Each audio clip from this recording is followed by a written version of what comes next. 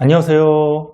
이번 시간에는 스스로 하는 개념 독학의 장점과 그 다음에 학생의 능력치에 따른 주의할 점에 대해서 말씀드려 보겠습니다. 개념 독학을 하는 방법은 여러 가지가 있겠죠. 개념 노트에다가 개념을 정리하는 방법도 있고요. 아니면 그냥 본인이 개념서에 있는 개념을 읽고 이해한 다음에 공부하는 방식도 있겠죠. 자기가 스스로 개념을 정리하는 행위는 수학을 아주 잘하는 메타인지 능력이 뛰어난 학생들 같은 경우는 굳이 필요가 없는 경우도 있겠지만, 특히 수학이 이제 고등학교 가서 4등급에서 9등급 정도 되는 학생들, 대략 23%부터 100%까지 대략 80% 정도의 학생들이죠. 자, 이런 학생들 같은 경우는 고등학교 가서 수학을 하게 되면 개념 수업을 해주면 계속 잊어먹습니다. 또 질문하고 또 질문하고 문제를 푸는데 앞에 내용들이 암기가 안 되고 정리가 안 되다 보니까 또 모르게 되고, 이런 현상이 반복되면서 5등급부터 9등급까지는 수학을 포기하게 되고요. 그리고 4등급까지는 수학을 포기하진 않아도 이제 진척이 안 되죠. 개념 교재부터 진도가 안 나가고 복습이 안 되는 효과나 현상이 벌어집니다.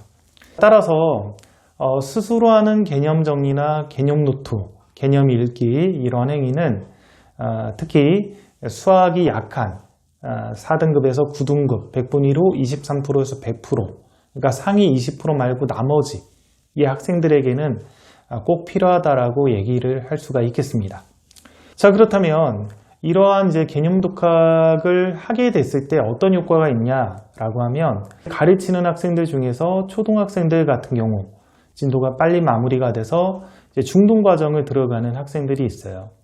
그러면 저는 초등학생들 같은 경우는 다 개념을 스스로 읽고 독해한 다음에 교재를 풀게끔 시키거든요. 그러면 대부분의 아이들이 초등 개념까지는 잘 소화합니다. 시간적 여유가 있거나 수학이 뛰어난 학생들은 중등 개념도 그렇게 개념 독학을 시킵니다.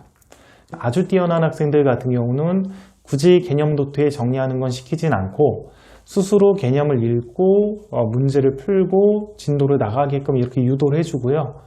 잘 이해 안 되는 것만 제가 설명을 해주는 거죠. 그거보다 조금 뛰어나지 않은 학생들은 개념 노트 정리를 시킵니다. 그래서 중학교 과정 들어갈 때 한 학기 과정의 교과서를 보고 내용을 파악한 다음에 개념 노트에 교과서에 있는 개념을 정리하게끔 시키고 있습니다. 그것이 끝나면 이제 그 다음 문제집이나 그런 걸 풀겠죠. 얼마 전에 이제 중학교 1학기 과정 테스트를 한번 봤습니다. 이제 강의를 듣고 그다음 문제집을 여러 번 풀고 이렇게 평범하게 공부한 학생들이 있잖아요. 그래서 그 학생들은 성취도가 어떻게 나왔나 봤더니 가령 연산 교재, 그다음 개념 교재, 유형 교재 해가지고 3, 4권 정도 중학교 1학년 1학기를 푼 학생들 같은 경우는 한 80점대가 나왔고요. 그 다음에 한 준심화 정도 수준, 예를 들면 최고 득점이나 1품까지 푼 학생들, 중1 과정을, 그래서 한 4, 5권 정도 푼 학생들, 그런 학생들이 한 90점대가 나왔습니다. 교과서만 읽고 그 다음에 교과서를 개념 노트에다 정리한, 교과서만 한 번 본 학생이죠. 그 학생은 성취도가 얼마나 하나 봤더니 이제 80점대가 나왔습니다. 그리고 그냥 개념을 읽고 문제집을 한 2권 풀린 학생이 있어요.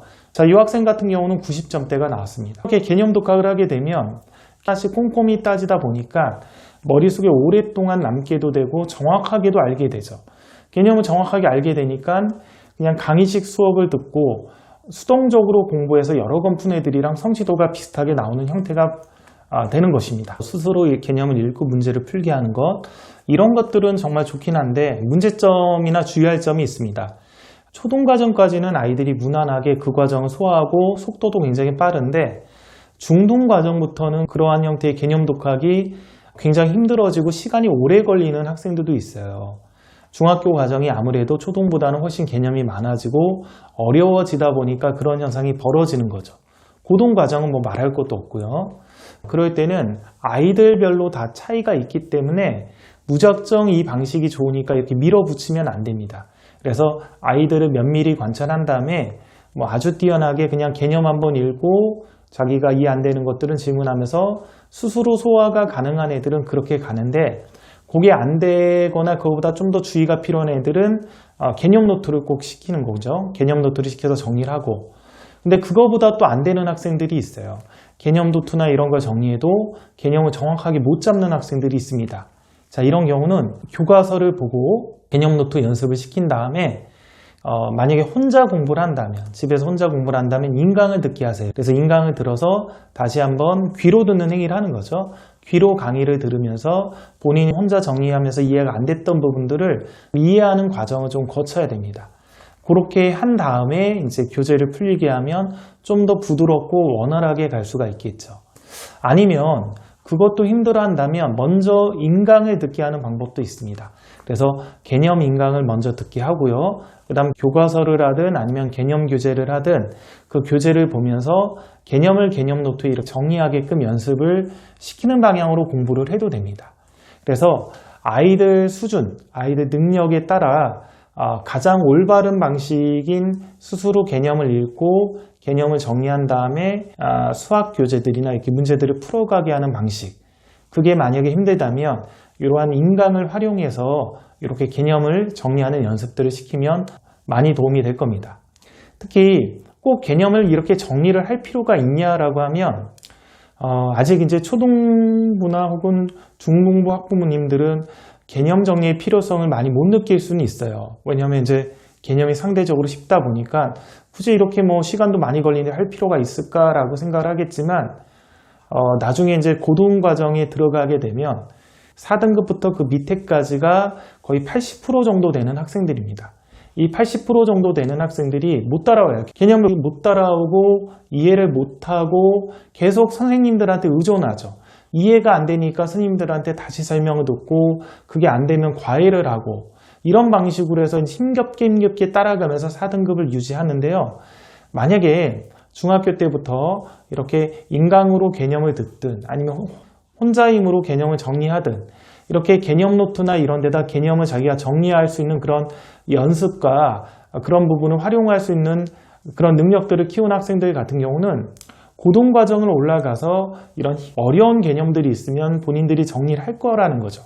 그럼 정리를 하게 되니까 좀 어렵거나 힘들 때마다 그 개념 교재를 보면서 여기가 이랬었지라면서 그 개념 자체를 본인이 극복할 수 있는 힘을 가질 수 있다라는 것입니다. 자, 따라서 이러한 개념을 정리하고 개념 노트에 연습을 하는 것들은 실제로 아까 테스트나 그런 거 봤을 때도 효과가 있지만 나중에 고등과정 개념 수업을 아이들이 진행을 할 때는 이렇게 개념을 스스로 읽고 정리할 수 있는 능력이 고등과정을 잘하는 데는 정말 굉장히 중요한 역할을 하니까 반드시 중학교 과정부터는 연습을 시키시면 좋을 것입니다. 여기까지 하겠습니다.